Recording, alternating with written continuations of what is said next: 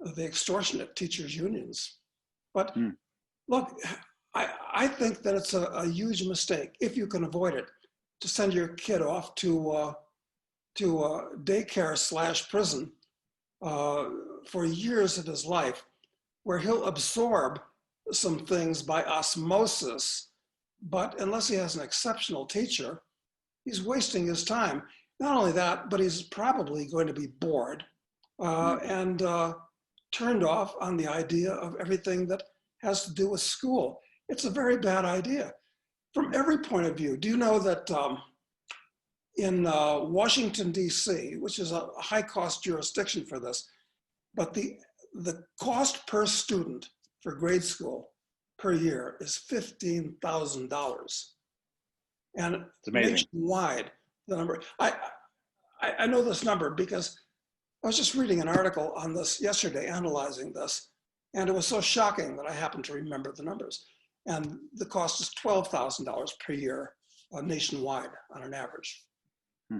This is a gigantic waste. The only beneficiaries are these overpaid teachers.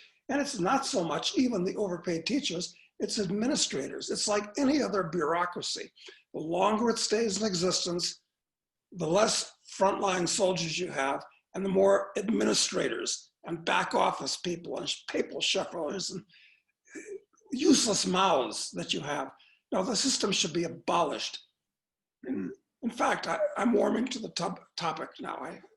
It's that most people don't know that the current mechanized public school system we have today, the first country to have put it into effect was Bismarck in Germany in the Really? 1880s, after Germany was united. And they put together a public school system, and then it spread all over Europe and North America. And it was intended to train the workers and peasants to be good cogs in the machine, to fit Hmm. into assembling things in factories, and to be happy in their work in the fields or whatever. So it was corrupt from the very beginning. Hmm. You know, one thing I was thinking, I always had growing up, I knew a couple of homeschooled kids, not many, but I knew a couple. And I don't really know if they probably were for religious reasons, it was why they were homeschooled. But I remember thinking that they were weird. The thought I always had is that there's something weird about these people, these kids.